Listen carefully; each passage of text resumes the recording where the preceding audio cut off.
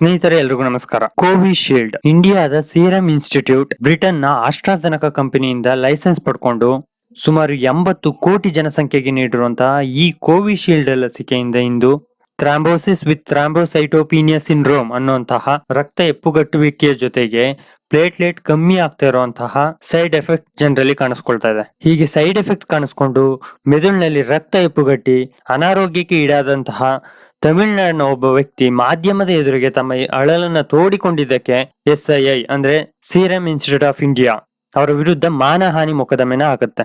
ಆದರೆ ಪ್ರಸ್ತುತ ಇದೇ ರೀತಿ ಕೋವಿಶೀಲ್ಡ್ ಪಡೆದು ಅನಾರೋಗ್ಯಕ್ಕೆ ಒಳಗಾದಂತಹ 51 ಜನ ಆಸ್ಟ್ರಾಜೆನಕಾ ವಿರುದ್ಧ ನ್ಯಾಯಾಲಯಕ್ಕೆ ಮೊರೆ ಹೋಗಿದ್ದಾರೆ. ಅಷ್ಟೇ ಅಲ್ಲದೆ ಅವರು ನ್ಯಾಯಾಲಯಕ್ಕೆ ಅದನ್ನ ಪ್ರೂವ್ ಮಾಡುವಂತಹ ವೈದ್ಯಕೀಯ ದಾಖಲೆಗಳನ್ನ ಕೂಡ ನೀಡಿದ್ದಾರೆ. ಇದಿಷ್ಟು ಆದ್ಮೇಲೆ ಕೋವಿಶೀಲ್ಡ್ ನ ಮಾತೃ ಸಂಸ್ಥೆಯಾದಂತಹ ಆಸ್ಟ್ರಾಜೆನಕಾ ನ್ಯಾಯಾಲಯದ ಮುಂದೆ ಹೌದು ಕೋವಿಶೀಲ್ಡ್ ಇಂದ ಥ್ರಾಂಬೋಸಿಸ್ ವಿತ್ ಥ್ರಾಂಬೋಸೈಟೋಪಿನಿಯಾ ಸಿಂಡ್ರೋಮ್ ಅನ್ನುವಂತ ಸೈಡ್ ಎಫೆಕ್ಟ್ ಇದೆ ಅನ್ನುವಂಥದ್ದನ್ನ ಒಪ್ಕೊಂಡಿದೆ. ಹಾಗಾದ್ರೆ ಈ ಸೈಡ್ ಎಫೆಕ್ಟ್ ಇಂದ ನಮ್ಗೆ ಈಗ ತೊಂದರೆ ಆಗುತ್ತಾ? ಅದು ಅಲ್ಲದೆ ಎಷ್ಟು ಜನಕ್ಕೆ ಈ ಸೈಡ್ ಎಫೆಕ್ಟ್ ಆಗುತ್ತೆ? ಅಕಸ್ಮಾತ್ ತೊಂದರೆ ಆದ್ರೂ ಅದರ ಗುಣಲಕ್ಷಣಗಳೇನು, ಅದನ್ನ ನಾವು ಹೇಗೆ ತಿಳ್ಕೊಳ್ಳೋದು ಅನ್ನುವಂತ ಕಂಪ್ಲೀಟ್ ಮಾಹಿತಿನ ನಾವು ಈ ವಿಡಿಯೋ ಮೂಲಕ ತಿಳ್ಕೊಳ್ಳೋಣ. ಅದಕ್ಕೂ ಮುಂಚೆ ನೀವು ಇನ್ನೂ ನಮ್ಮ ಚಾನೆಲ್ನ ಸಬ್ಸ್ಕ್ರೈಬ್ ಮಾಡ್ಕೊಂಡಿರೋದಿದ್ದರೆ ದಯವಿಟ್ಟು ಸಬ್ಸ್ಕ್ರೈಬ್ ಮಾಡ್ಕೊಳ್ಳಿ. ವಿಡಿಯೋ ಇಷ್ಟ ಆದ್ರೆ ಲೈಕ್ ಮಾಡಿ, ಅವಶ್ಯಕತೆ ಇರೋರಿಗೆ ಶೇರ್ ಮಾಡಿ. ಹಾಗಾದ್ರೆ ಬನ್ನಿ ವಿಡಿಯೋ ಸ್ಟಾರ್ಟ್ ಮಾಡೋಣ. ಕೋವಿಶೀಲ್ಡ್, ಈ ಕೋವಿಶೀಲ್ಡ್ ನ ಇಂಡಿಯಾದಲ್ಲಿ ಪ್ರೊಡ್ಯೂಸ್ ಮಾಡ್ತಾ ಇರೋರು ಬಂದು ಸೀರಮ್ ಇನ್ಸ್ಟಿಟ್ಯೂಟ್ ಆಫ್ ಇಂಡಿಯಾ ಅನ್ನುವಂತಹ ಕಂಪನಿ. ಬಟ್ ಇದನ್ನ ಮೂಲದಲ್ಲಿ ಪ್ರೊಡ್ಯೂಸ್ ಮಾಡಿ ಅಂದ್ರೆ ರಿಸರ್ಚ್ ಮಾಡಿ ಪ್ರೊಡ್ಯೂಸ್ ಮಾಡಿರೋರು ಬಂದು ಬ್ರಿಟನ್ ಮತ್ತು ಸ್ವೀಡನ್ ಸಹಯೋಗದ ಆಕ್ಸ್ಫರ್ಡ್ ಪ್ಲಸ್ ಆಸ್ಟ್ರಾಜೆನಕಾ ಅನ್ನುವಂತಹ ಕಂಪನಿ. ಆ ಕಂಪನಿಯೇ ಇದರ ಪೇಟೆಂಟ್ ಕೂಡ ಪಡೆದಿರುವಂತದ್ದು. ಬಟ್ ಆ ಕಂಪನಿಯಿಂದ ಈ ನಮ್ಮ ಇಂಡಿಯಾದ ಸೀರಮ್ ಇನ್ಸ್ಟಿಟ್ಯೂಟ್ ಆಫ್ ಇಂಡಿಯಾದವರು ಲೈಸೆನ್ಸ್ ನ ಪಡ್ಕೊಂಡು ಈ ಇಂಡಿಯಾದಲ್ಲಿ ಪ್ರೊಡ್ಯೂಸ್ ಮಾಡಿ ಇಂಡಿಯಾ ಪೂರ್ತಿ ಸಪ್ಲೈ ಮಾಡ್ತಾ ಇದ್ದಾರೆ. ಇಂಡಿಯಾದಲ್ಲಿ ಟೋಟಲ್ ಎಷ್ಟು ಕೋವಿಶೀಲ್ಡ್ ಲಸಿಕೆನ ನೀಡಿದ್ದಾರೆ ಅಂದ್ರೆ ಸುಮಾರು 176 ಕೋಟಿಗೂ ಹೆಚ್ಚು, ಅಂದ್ರೆ 80 ಕೋಟಿ ಜನಕ್ಕೆ ಈ ಲಸಿಕೆನ ನೀಡಿದ್ದಾರೆ. ನಾರ್ಮಲ್ ಆಗಿ ಯಾವುದೇ ಲಸಿಕೆನಾದ್ರೂ 4 ಫೇಸಸ್ ಅಲ್ಲಿ ಅದರದ್ದು ಟ್ರಯಲ್ ನೋಡ್ತಾರೆ. ಮೊದಲನೇ ಫೇಸ್ ಅಲ್ಲಿ ಲ್ಯಾಬ್ ಅಲ್ಲಿ, ಎರಡನೇ ಫೇಸ್ ಅಲ್ಲಿ ಎನಿಮಲ್ ಮೇಲೆ, ಮೂರನೇ ಫೇಸ್ ಅಲ್ಲಿ ಹ್ಯೂಮನ್ ಮೇಲೆ, 4ನೇ ಫೇಸ್ ಅಲ್ಲಿ ಮಾರ್ಕೆಟ್ ಗೆ ಬಿಟ್ಟ ಮೇಲೆ ಪೋಸ್ಟ್ ಮಾರ್ಕೆಟ್ ಅನಾಲಿಸಿಸ್ ಅಂತ ಮಾಡ್ತಾರೆ.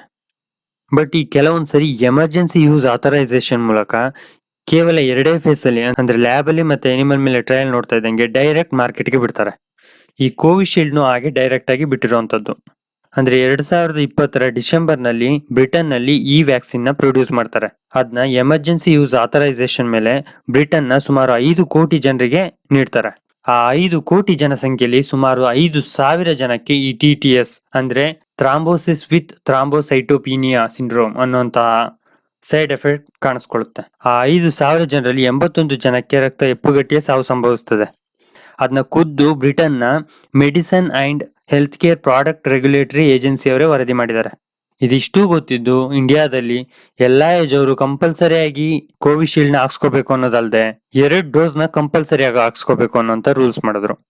ಆದ್ರೆ ಅದೇ ಟೈಮಲ್ಲಿ ಅಂದ್ರೆ 2021 ಮಾರ್ಚ್ ಟೈಮಲ್ಲಿ ಆಸ್ಟ್ರಿಯಾದಲ್ಲಿ ನಡೆದಂತಹ 2 ಸಾವುಗಳಿಗೆ ಈ ಲಸಿಕೆನೆ ಕಾರಣ ಅಂತೇಳಿ ಅಲ್ಲಿನ ಗೌರ್ಮೆಂಟ್ ಅವರು ಇದನ್ನ ಕಂಪ್ಲೀಟ್ ಆಗಿ ಬ್ಯಾನ್ ಮಾಡಿದ್ರು.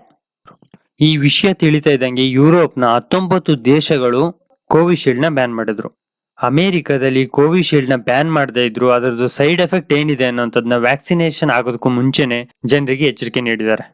ಹೀಗೆ ಅಮೆರಿಕದ ಸರ್ಕಾರ ತನ್ನ ಜನಕ್ಕೆ ಯಾಕೆ ಎಚ್ಚರಿಕೆ ನೀಡಿದ್ದಾರೆ ಅಂದ್ರೆ ವಿಶ್ವಸಂಸ್ಥೆಯವರೇ ಖುದ್ದಾಗಿ 50,000ದಲ್ಲಿ ಒಬ್ಬರಿಗೆ TTS ಕಾಣಿಸ್ಕೊಳ್ತದೆ ಅನ್ನುವಂಥ ವಿಚಾರನ ಜನರಿಗೆ ತಿಳಿಸಿ ಆದ್ಮೇಲೆ ಈ ವ್ಯಾಕ್ಸಿನೇಷನ್ ನ ಸ್ಟಾರ್ಟ್ ಮಾಡಬೇಕು ಅನ್ನುವಂತಹ ಎಚ್ಚರಿಕೆನೆ ಎಲ್ಲಾ ದೇಶದವರಿಗೆ ನೀಡಿದ್ರು. ಆದ್ರೆ ನಮ್ಮ ಇಂಡಿಯಾದಲ್ಲಿ ಈ ವಿಷಯನ ಯಾರು ಜನರಿಗೆ ತಿಳಿಸಲೇ ಇಲ್ಲ. ಈ ವ್ಯಾಕ್ಸಿನೇಷನ್ ಇಂದ ಜನರಿಗೆ ಸೈಡ್ ಎಫೆಕ್ಟ್ ಆಗ್ತಾ ಇದೆ.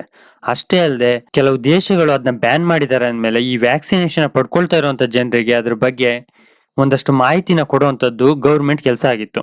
ಆ ಕೆಲಸನ ಗೌರ್ಮೆಂಟ್ ಅವ್ರು ಕರೆಕ್ಟ್ ಆಗಿ ಮಾಡ್ಲಿಲ್ಲ. ಜನರಿಗೆ ಆ ವಿಷಯನ ತಿಳಿಸ್ಬಿಟ್ಟು ವ್ಯಾಕ್ಸಿನ್ ನ ತಗೋಬೇಕೋ ಬೇಡವಾ ಅನ್ನೋಂಥದ್ನ ಅವರ ಯೋಚನೆಗೆ ಬಿಡ್ಬೇಕಾಗಿತ್ತು. ಬಟ್ ಹಾಗೂ ಕೂಡ ಮಾಡ್ಲಿಲ್ಲ. ಅಟ್ಲೀಸ್ಟ್ ಗೌರ್ಮೆಂಟ್ ಅವರು ಒಂದು ಕೆಲಸ ಮಾಡ್ಬೋದಾಗಿತ್ತು. 50 ವಯಸ್ಸಿಗಿಂತ ಮೇಲೆ ಯಾರ್ಯಾರು ಇರ್ತಾರೆ ಅಂತವ್ರಿಗೆಲ್ಲ ವ್ಯಾಕ್ಸಿನೇಷನ್ ಪಡ್ಕೋಬೇಕು ಅನ್ನೋಂಥದ್ನ ಮಾಡ್ಬೋದಾಗಿತ್ತು. 50 ಏಜ್ಗಿಂತ ಕಡಿಮೆ ಇರೋಂಥವ್ರಿಗೆ ಆಪ್ಷನ್ ಕೊಡ್ಬೋದಾಗಿತ್ತು. ಯಾಕೆಂದ್ರೆ 50 ವಯಸ್ಸಿಗಿಂತ ಕಡಿಮೆ ವಯಸ್ಸಿನವರಲ್ಲಿ 10 ಲಕ್ಷಕ್ಕೆ 20 ಜನ ಕೋವಿಡ್ ಇಂದ ಸಾವನ್ನಪ್ಪಿದ್ರೆ ಈ ಕೋವಿಶೀಲ್ಡ್ ನ ಸೈಡ್ ಎಫೆಕ್ಟ್ 10 ಲಕ್ಷಕ್ಕೆ 20 ಜನ TTS ಸಮಸ್ಯೆಗೆ ಈಡಾಗ್ತಾ ಇದ್ದಾರೆ. ಹಾಗಾಗಿ ಈ ಕೋವಿಶೀಲ್ಡ್ ನ ಕೊಡದೇ ಇದ್ದಿದ್ರೆ ಆ ಇಮ್ಯುನಿಟಿ ಪವರ್ ಇಂದ ಆದ್ರೆ ಅವರು ಯಾವುದೇ ರೀತಿ ಪ್ರಾಬ್ಲಮ್ಗೆ ಈಡಾಗ್ತಾ ಇತ್ತಿಲ್ವೇನೋ. ಈ TTS ಇಂದ ವಯಸ್ಸಾದವ್ರಿಗಿಂತ ಹೆಚ್ಚಾಗಿ ಮಧ್ಯ ವಯಸ್ಸಿನವ್ರಿಗೆ ತೊಂದರೆ ಆಗ್ತಾ ಇರೋದು. ಹಾಗಾಗಿ ಮಧ್ಯವಯಸ್ಕರಿಗೆ ಕೋವಿಶೀಲ್ಡ್ ತಗೊಳ್ಳೋದ್ರಲ್ಲಿ ಆಪ್ಷನ್ ಕೊಡೋದು ಅಥವಾ ಒಂದು ಡೋಸ್ ಮಾತ್ರ ಸಾಕು ಅನ್ನೋಂಥದ್ನು ಮಾಡಬಹುದಾಗಿತ್ತು. ಹಾಗಾದ್ರೆ ಈ ಥ್ರಾಂಬೋಸಿಸ್ ವಿತ್ ಥ್ರಾಂಬೋಸೈಟೋಪಿನಿಯಾ ಸಿಂಡ್ರೋಮ್ ಅಂದ್ರೆ ಏನು ಅಂದ್ರೆ, ಈ ಥ್ರಾಂಬೋಸಿಸ್ ಅಂದ್ರೆ ರಕ್ತ ಹೆಪ್ಪುಗಟ್ಟುವಿಕೆ ಅಂತ ಅರ್ಥ.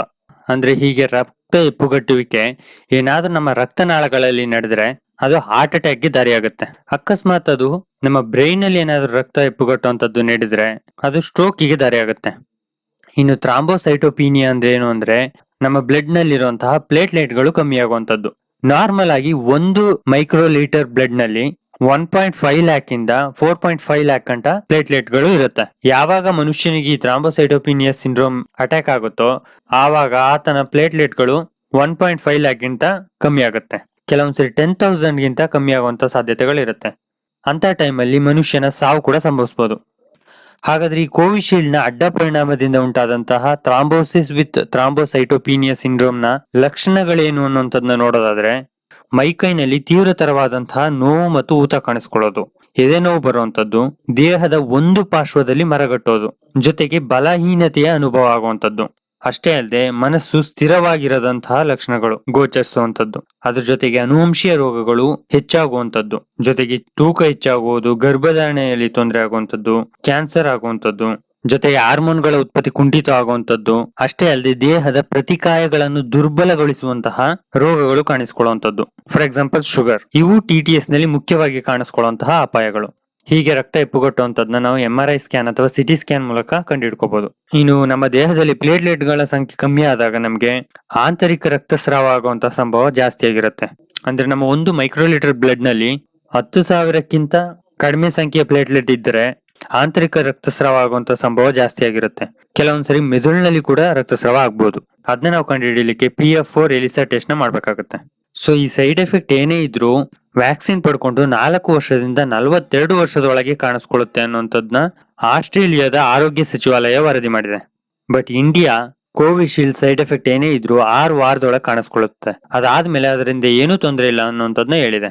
ಹಾಗಾಗಿ ಅದರ ಟೈಮ್ ಲೈನ್ ಏನು ಅನ್ನೋಂಥದ್ನ ನಿಮ್ಮ ಸುತ್ತಮುತ್ತ ಏನ್ ನಡೀತಾ ಇದೆ ಅನ್ನೋಂಥದ್ನ ನೋಡಿ ನೀವೇ ಅದ್ರ ಮೇಲೆ ತೀರ್ಮಾನ ಮಾಡ್ಕೊಳ್ಳಿ. ಈ ಕೋವಿಶೀಲ್ಡ್ ಸೈಡ್ ಎಫೆಕ್ಟ್ ಏನೇ ಇದ್ರೂ ಅದರ ರೇಷಿಯೋ ತುಂಬಾ ಕಡಿಮೆ ಇರೋದ್ರಿಂದ ಜನರು ಎದುರುವಂತ ಅವಶ್ಯಕತೆ ಇಲ್ಲ ಅಂತ ಸೋಷಿಯಲ್ ಮೀಡಿಯಾದಲ್ಲಿ ಸುಮಾರು ಡಾಕ್ಟರ್ ಸಜೆಸ್ಟ್ ಮಾಡಿದ್ದಾರೆ. ಸೊ ಹಾಗಾಗಿ ಹೆದರಿಕೆನ ಬಿಟ್ಟು ಆರೋಗ್ಯಯುತವಾದಂತಹ ಆಹಾರನ ಸೇವಿಸ್ಕೊಂಡು ಉತ್ತಮವಾದಂತಹ ಲೈಫ್ ಸ್ಟೈಲ್ ನ ಮೇಂಟೈನ್ ಮಾಡ್ಕೊಂಡು ಯೋಗ ಮೆಡಿಟೇಷನ್ ಮಾಡ್ಕೊಂಡು ಲೈಫ್ ಲೀಡ್ ಮಾಡಿ. Thank you so much for watching the video ಇಷ್ಟ ಆಗಿದೆ ಲೈಕ್ ಮಾಡಿ, ಅವಶ್ಯಕತೆ ಇರೋರಿಗೆ ಶೇರ್ ಮಾಡಿ. ವಿಡಿಯೋ ಬಗ್ಗೆ ನಿಮ್ಗೆ ಏನೇ ಡೌಟ್ ಇದ್ರೂ ಕಮೆಂಟ್ ಸೆಕ್ಷನ್ ಕಮೆಂಟ್ ಮಾಡಿ, ನಾನು ನಿಮ್ಮ ಡೌಟ್ನ ಕ್ಲಿಯರ್ ಮಾಡ್ತೀನಿ. Thank you.